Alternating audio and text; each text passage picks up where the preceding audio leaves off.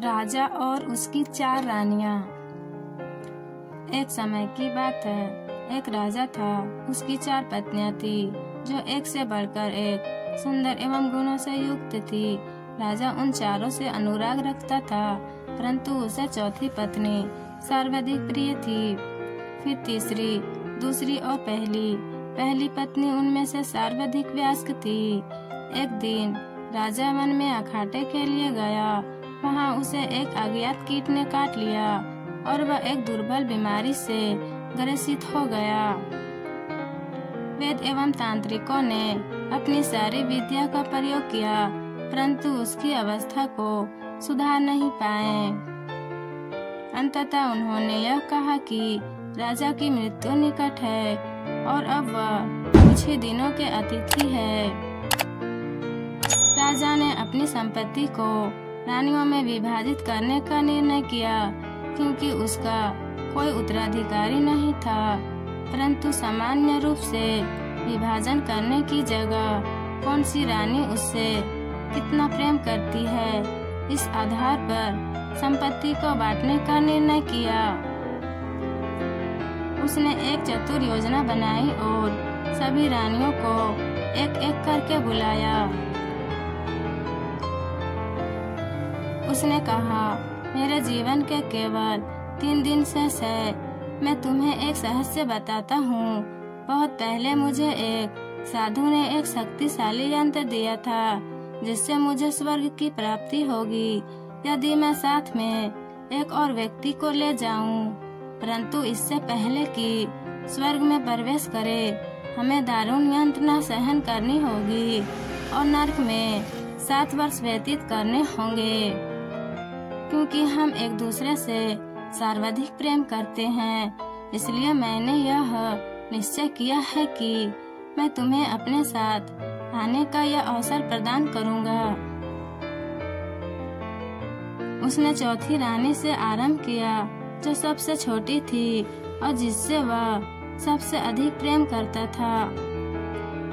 उन्होंने उससे पूछा, क्या तुम मरने के बाद मेरे साथ चलोगी? रानी को राजा की आसन्न मृत्यु पर पूर्ण विश्वास था और उसने भावना रहित स्वर में कहा, इसमें संदेह नहीं कि मैं आपसे प्रेम करती हूँ, परंतु प्रत्येक व्यक्ति को अपनी मृत्यु का स्वयं ही सामना करना होता है। मैं यहाँ ही रानी के रूप में रहना पसंद करूँगी। मुझे तो प्रेम एवं सत्कार की आदत है। मतलब चौथी पत्नी ने साफ मना कर दिया और चली गई। राजा को अपनी तीसरी पत्नी बहुत प्यारी थी और उस पर उन्हें गर्व था। उन्होंने उसे बुलाया और साथ में मरने का पूछा।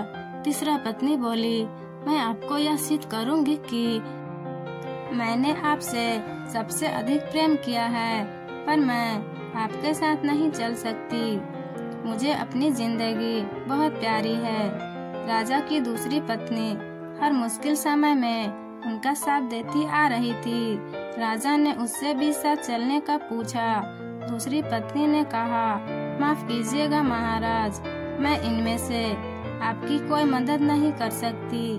मैं आपका अंतिम संस्कार जरूर करवा सकती हूँ और मैं उस वक्त तक आपके साथ रहूंगी।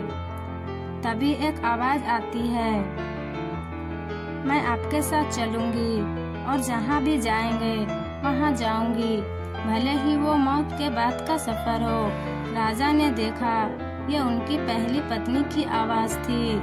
राजा अब शांति अनुभव करता है कि कोई तो है जो उसे बिना किसी अपेक्षा के प्रेम करता है, पर उन्होंने उस पर सबसे कम ध्यान दिया था। राजा को बहुत शर्मिंदगी महसूस हुई। उन्होंने कहा, जब तक मैं जीवित था तुम्हारा ध्यान रखना चाहिए था, तुम्हारी कद्र करनी चाहिए थी। उन्होंने पहली पत्नी से माफी मांगी। इस कहानी का भाव अर्थ हमें क्या सिखाती है?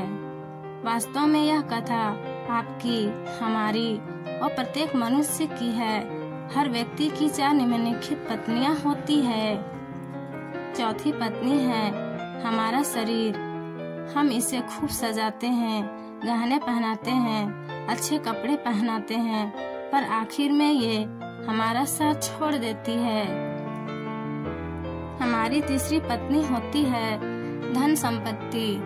हम जीवन का बहुत सारा समय घर को साजो सामान से भरने में लगा देते हैं, वो भी हमारा साथ नहीं चल सकती। दूसरी पत्नी है हमारा परिवार और दोस्त। वो हमारा हर सुख दुख में साथ देते हैं, लेकिन ज्यादा से ज्यादा वो हमारे आखिरी समय में हमें अलविदा कहने आ सकते हैं, पर साथ नहीं चल सकते। पहली पत्नी होती है हमारा चरित्र व संस्कार, जिस पर हम ज्यादा ध्यान नहीं देते, पर यही है वो जो पत्नी मरने के बाद भी हमारा साथ नहीं छोड़ती, सदा साथ जुड़ी रहती है।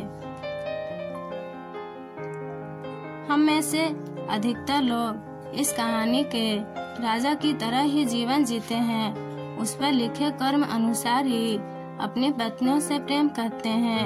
हालांकि यह जीवन का आधार भी है और आवश्यकता भी है कि साझो सम्मान के साथ आरामदायक जीवन जिएं, परिवार और दोस्तों को प्यार से संजो कर रखें, अपने शरीर का ध्यान रखें, इसे स्वस्थ रखें।